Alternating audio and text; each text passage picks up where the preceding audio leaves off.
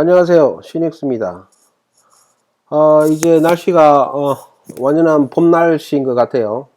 물론 아침에 나올 때는 조금 싸늘하긴 하던데요. 뭐 괜찮습니다. 썩 기분 좋은 날씨예요. 네, 오늘 제가 이 영상에서 이제 보여드릴 내용은 인공지능이 탑재된 CCTV 카메라와 그 다음에 공장 자동화나 어떤 시스템 자동화에 쓰이는 이제 PLC가 어떻게 데이터 서비스 플랫폼에서 이제 연결이 되고 그 다음에 어디에 활용 가능한 시스템인지에 대해서 간단히 설명을 드리도록 하겠습니다. 자, 그러면 우선 제가 어떻게 테스트를 할 것인지에 대한 시스템 컨피그레이션을 보시고 오시겠습니다. 우선 데이터 서비스 플랫폼이 구축되어 있는 상황에서 인공지능이 탑재된 카메라를 이제 데이터 서비스에 연결을 하는 거죠. 그 다음에 이제 비디오 영상과 관련된 메타데이터는 RTSP 프로토콜을 이용해서 데이터 서비스 플랫폼으로 이제 전달이 되게 됩니다. 그 다음에 모니터링 해야 되니까 이제 컴퓨터가 한 대 있어야 되겠죠. 데이터 서비스 플랫폼에서 영상과 메타데이터는 이제 컴퓨터 웹 쪽으로 웹으로 이제 HTTP 프로토콜로 이제 전달이 됩니다. 그리고 이제 PLC가 있고요. PLC는 이제 데이터 서비스 플랫폼과 연결이 되는데, 이 PLC 같은 경우에는 아마 아시는 분도 있을 겁니다. 백오프 PLC인데, 통신을 이제 모드버스 TCP로 하게 됩니다. 그러니까, 데이터 서비스 플랫폼 위에 올라온 비디오 영상과 메타데이터 중에 메타데이터를 이 PLC로 모드버스 통신으로 이제 보내는 거죠. 이렇게 시스템을 구성을 해서 테스트 영상을 보여드리겠습니다. 예, 지금 보시는 영상은 인공지능이 탑재된 CCTV 카메라를 웹 브라우저로 보고 계신 겁니다. 지금 인공지능이 어떤 역할을 할 거냐면 제가 일정한 영역에 들어가게 되면은 그 영상에 대한 데이터를 PLC로 보내서 일정 금지 영역에 사람이 들어왔다라는 신호를 PLC로 보내는 겁니다. 그럼 한번 보시죠. 제가 쭉 움직이게 되면 금지 영역에 들어왔습니다. 그럼 보시는 바와 같이 PLC 아웃풋이 ON이 되죠. 자, 그 다음에 제가 금지 영역을 빠져나가 보겠습니다. 예, 보시는 바와 같이 PLC가 아웃풋이 이제 출력이 오프가 되는 겁니다. 즉 인공지능에 의해서 판단된 영상 데이터가 PLC로 바로 전달이 되는 거죠. 데이터 서비스 플랫폼 위에서 말입니다. 예, 이렇게 이제 AI가 탑재된 카메라와 데이터 서비스 플랫폼을 이용해서 적용할 수 있는 현장 사이트는 간단하게 생각해서 한 두 가지 정도 제가 지금 생각이 됩니다. 일단은 이제 넓은 지역을 경계해야 되는 설비들, 그러니까 허가되지 않은 사람이 접근해서는 안 될 그런 공간적인 것을 감시할 경우에 조금 괜찮지 않을까 싶어요.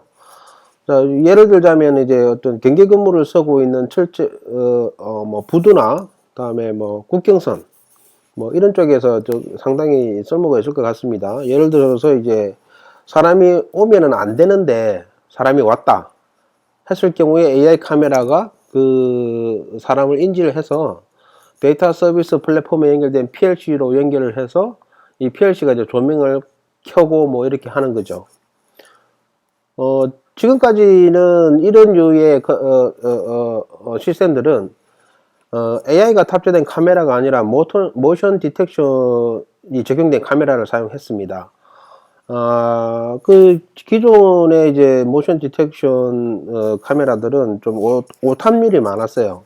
예를 들어서 수풀 지역 같은 경우에는 멧돼지가 지나간다거나 또는 해안 지역 같은 경우에는 바람에 갈대가 움직이거나 이런 경우가 오탐률이 상당히 많다고 지금 알려져 있습니다. 그래서 사람의 형상을 정확하게 이제 인지할 수 있는 AI 카메라 를 이용한다면, 그리고 AI 카메라가 데이터 서비스 플랫폼과 연결이 된다면 나머지 자동으로 해야 될 모든 것들이 PLC로 연결이 가능하죠. 그러니까 손쉽게 이제 이런 시큐리티 시스템들을 구축을 할 수가 있습니다. 다음으로는 활용 가능할 수 있는 것들이 이제 컨베어 벨트에서 사람 눈으로 이제 품질을 검사하는 그런 공정에서 상당히 쓸모가 있지 않을까 싶어요. 지금도 그런 중소기업 같은 경우에는 컨베어 벨트 공정에서 사람 눈으로 이제 인스펙션을 하는 공정이 상당히 많이 존재합니다. 근데 사람 눈으로 하다 보니까 어두운 공간에서 조명을 켜고 하다 보니까 사람 눈이 그렇게 정확하게 오랫동안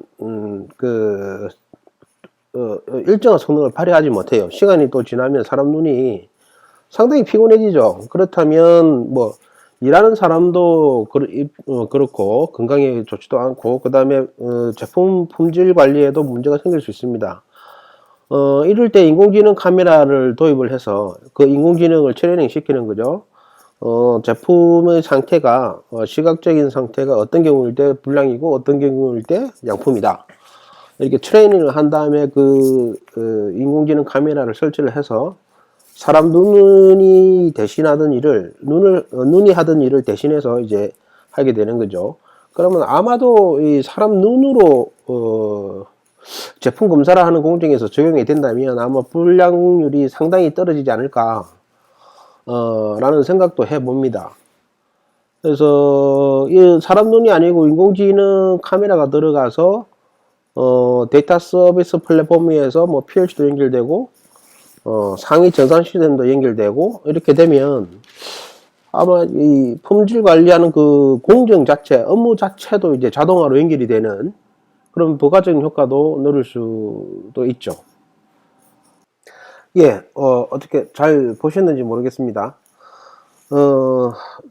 제 경험으로는 그렇습니다. 이 CCTV 시스템들이, 시큐리티하고 연관이 있어서 그런지 모르겠지만 굉장히 폐쇄적인 시스템인 것으로 제가 제 경험상 그렇게 알고 있어요. 하지만, 앞서 설명드린 대로, CCTV가 외부 시스템들과 연동을 했을 때 참 많은 일을 할 수가 있어요. 지금까지 해왔던 그 CCTV의 영역보다 그 영역을 훨씬 더 키울 수 있죠. 저희 데이터 서비스 플랫폼에서는 이제 CCTV를 연결할 수 있는 지금 상황은 돼 있고요. 또 PLC나 기타 액추에이터들을 연결해서 영상의 변화에 대해서 외부 시스템들을 이제 자동화할 수 있는 그런 환경을 제공하고 있습니다. 어땠는지 모르겠습니다. 이번 영상이 화면 퀄리티나 뭐 여러 가지 것에서 좀 참 많이 모자라는데 여기까지 시청해 주셔서 대단히 감사합니다. 다음에 또 새로운 주제를 마련을 해서 찾아뵙도록 하겠습니다. 감사합니다.